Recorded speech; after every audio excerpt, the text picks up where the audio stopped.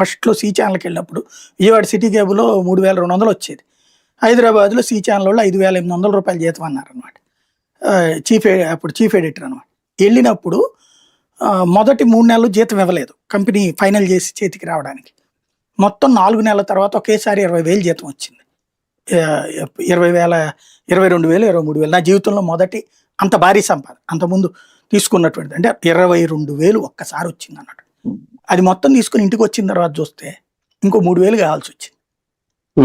అంటే నేను అక్కడ ఉన్నాను, అక్కడ నా ఖర్చు, ఇక్కడ నా కుటుంబ ఖర్చు, 2 కుటుంబాలు ఖర్చు అయినట్టు. ఇప్పుడు వీళ్ళ జీవితం వింతే.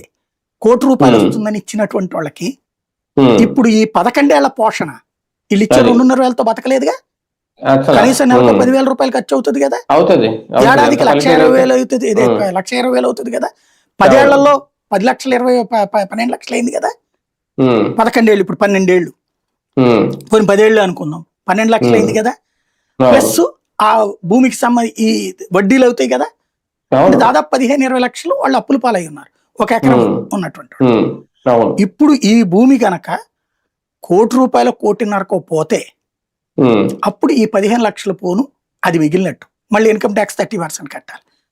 దానికి ఇంతకుముందు ఎగ్జామ్షన్ ఇచ్చారు, మరి ఇప్పుడు ఎగ్జామ్షన్ ఉందో లేదో తెలియదు. ఇది ఓవరాల్ గా జరుగుతున్నది. అది సంగతి. రైట్, చూద్దాం. నిజంగా ఇలాంటివి విన్నప్పుడు